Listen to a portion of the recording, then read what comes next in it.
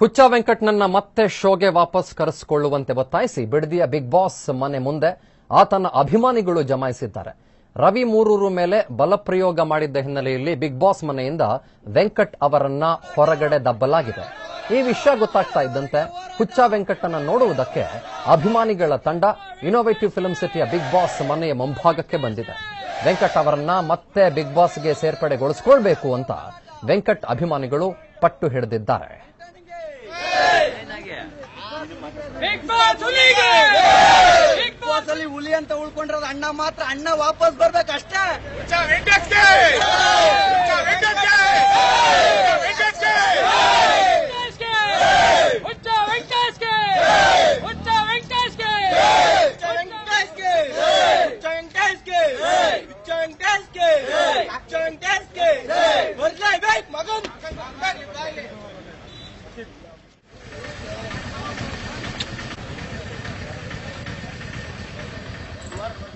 ಹುಚ್ಚ ವೆಂಕಟ್ನ ಹೊರಗಡೆ ಹಾಕಿದ್ದಾರೆ. ರವಿ ಮೂರವ್ರು ಹೊಡೆದಿದ್ದಾರೆ ಅಂತವ.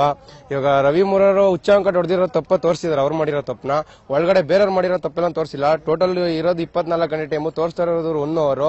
ಅದರಲ್ಲಿ ಇವಾಗ ಮೊನ್ನೆ ಹುಚ್ಚ ವೆಂಕಟ ಹೇಳೋರು ಸಿಗರೇಟ್ ಸೇದಿರೋ ಹುಡುಗಿರಲ್ಲ ಅದೆಲ್ಲ ಎಡಿಟ್ ಮಾಡಿದ್ದಾರೆ. ಇವ್ರು ಮೊನ್ನೆ ಹೊಡೆದಿದ್ ಮಾತ್ರ ಟೆಲಿಕಾಸ್ಟ್ ಮಾಡಿದ್ದಾರೆ. ಇದೇ ಅಂತ ಮಾಡಿದ್ದಾರೆ. ಇನ್ನೂ ಎಡಿಟ್ ಮಾಡಬಹುದಾಯ್ತು. ಇದು ಮ್ಯಾಟರ್ ಅಲ್ಲ ಇದೆಲ್ಲ. ಇವಾಗ ಹುಚ್ಚ ವೆಂಕಟನ ಒಳಗೆ ಹೋಗ್ಬೇಕು ಅಷ್ಟೇ. ಹುಚ್ಚ ವೆಂಕಟ್ ತಪ್ಪಿದೆ ಇಲ್ಲ ಅಂತಲ್ಲ. ಅವ್ರಿಗೆ ಸಿಟ್ಟು ಬಂದಿದೆ, ಹೊಡೆದಿದ್ದಾರೆ. ಅವ್ರು ಸೇನೆ ಬಗ್ಗೆ ಮಾತಾಡಬಾರ್ದಾಗಿತ್ತು. ಎಂತಕ್ ಮಾತಾಡ್ಬೇಕಾಯ್ತು? ಈಗ ನಾವು ಅವ್ರ ಅಭಿಮಾನಿಗಳು ಅವ್ರು ನಮ್ಮ ಬಗ್ಗೆ ಮಾತಾಡಿದ್ರೆ ನಮಗೋಸ್ಕರ ಹೊಡೆದಿದ್ದಾರೆ. ಅವರು ಬೇರೆ ಯಾವ ಅವ್ರಿಗೋಸ್ಕರ ಹೊಡೆದಿಲ್ಲ. ಅವ್ರು ಹೇಳಿದ್ರು ನನಗ್ ಬೇಕಾದ್ರೆ ನೀವು ಏನೇನು ನಮ್ಮ ಅಭಿಮಾನಿಗಳಿಗೆ ಏನು ಅಂತ ಅನ್ಬೇಡ ಅಂತಿದ್ದಾರೆ. ಇವಾಗ ಅವರು ಒಳಗೆ ಹೋಗ್ಲೇಬೇಕು. ಆಲ್ಮೋಸ್ಟ್ ಕರ್ನಾಟಕದಲ್ಲಿ 6 ಕೋಟಿ ಜನ ನೋಡ್ತಾ ಇರೋದು ಹುಚ್ಚ ವೆಂಕಟ್ ಅವ್ರನ್ನೇ. ಒಳಗಿರೋರು ಯಾರನ್ನೂ ನೋಡ್ತಾ ಇಲ್ಲ. ನನ್ ಮಗನ್ ಹುಚ್ಚ ವೆಂಕಟ್ ಒಳಗೆ ಹೋಗ್ಲೇಬೇಕು.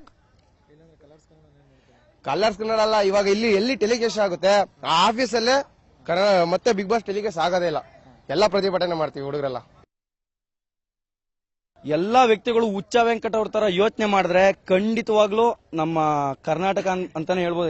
ಇಂಡಿಯಾ ಎಲ್ಲ ಬದಲು ಮಾಡಕ್ ಆಗಲ್ಲ. ನಾವು ಅಟ್ಲೀಸ್ಟ್ ನಮ್ಮ ಕರ್ನಾಟಕನ ಒಂದು ಒಳ್ಳೆತನದಿಂದ ಇರುತ್ತೆ ಅಂತಾನೆ ಹೇಳ್ಬೋದು.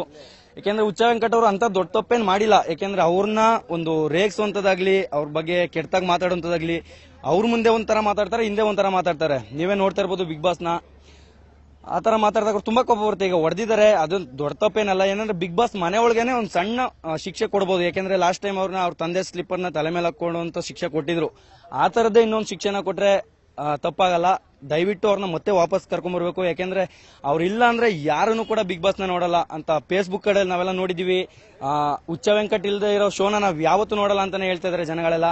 ದಯವಿಟ್ಟು ಅವ್ರನ್ನ ವಾಪಸ್ ಕರ್ಕೊಂಡ್ ಬಂದ್ರೆ ನಾವು ಕೂಡ ಬಿಗ್ ಬಾಸ್ ನ ನೋಡ್ತೀವಿ. ತುಂಬಾ ಜನ ಕೂಡ ಬಿಗ್ ಬಾಸ್ ನ ನೋಡ್ತಾರೆ ಅಂತ ಹೇಳ್ತೀನಿ ಸರ್. ತುಂಬಾ ಬೇಜಾರಂತ ನಾವು ಸ್ಟ್ರೈಕ್ ಮಾಡಕ್ಕೂ ರೆಡಿ ಇದೀವಿ ಸರ್. ಮತ್ತೆ ಅವ್ರು ವಾಪಸ್ ಹೋಗ್ಲೇಬೇಕಷ್ಟೇ. ಖಂಡಿತ ಅವ್ರು ಎಲ್ಲಿದ್ದಾರೆ ಅಂತಾನು ಹೇಳ್ತಿಲ್ಲ. ಇಲ್ಲಿ ಯಾರು ಅವ್ರು ನೋಡ್ಬೇಕು ಅಂತಾನೆ ಬಂದಿದ್ವಿ. 150 ಕಿಲೋಮೀಟರ್ ಬಂದಿದೀವಿ. ಇನ್ನ ಕೂಡ ಬರ್ತಾ ಇದಾರೆ ಕೂಡ ನಮ್ಮ ಹುಡುಗರು. ಎಷ್ಟೋ ಜನ ವೆಂಕಟ್ ಅವ್ರನ್ನ ನೋಡ್ಲೇಬೇಕು, ಅವ್ರ ಜೊತೆ ಮಾತಾಡ್ಬೇಕು, ಮತ್ತೆ ಅವ್ರು ಬಿಗ್ ಬಾಸ್ ಹೋಗ್ಲೇಬೇಕು ಅನ್ನೋದನ್ನ ಹೇಳ್ತಾ ಇದ್ದಾರೆ ನಮ್ಮ ಹುಡುಗರು ಕೂಡ. ನನ್ ಮಗನ್ ಹುಚ್ಚ ವೆಂಕಟ್ ಹೊರಗೆ ಹಾಕಿದ್ದಾರೆ ಅಂತ ನಾವು ನ್ಯೂಸ್ ಅಲ್ಲಿ ಕೇಳ್ಪಟ್ಟೆ. ಅಂದ್ರೆ ಹುಚ್ಚ ವೆಂಕಟ್ ಏನ್ ತಪ್ಪು ಮಾಡಿದ್ದಾರೆ? ಅವ್ರು ಮಾತಾಡೋದು ತಪ್ಪು. ರವಿ ಅವರು ಪದೇ ಚುಚ್ಚಿ ಅವ್ರ ಬ್ಯಾಕ್ ಗ್ರೌಂಡ್ ಬಗ್ಗೆ ಮಾತಾಡ್ತಾರೆ, ಸೈನಿಕರ ಬಗ್ಗೆ ಮಾತಾಡ್ತಾರೆ. ಅವ್ರಿಗೆ ಬೇಕಾದ್ರೆ ಬೈದ್ರು ಅವರು ಒಂದ್ ಪಕ್ಷ ಇರ್ತಾರೆ. ನನ್ನ ಮಗನ್ ಹುಚ್ಚ ವೆಂಕಟ್ ಒಳಗೆ ಸೇರ್ಸ್ಕೊಳ್ಳೇಬೇಕು. ಇಲ್ಲ ಅಂದ್ರೆ ಪ್ರತಿಭಟನೆ ನಡೆಸ್ತೀವಿ ನಾವು.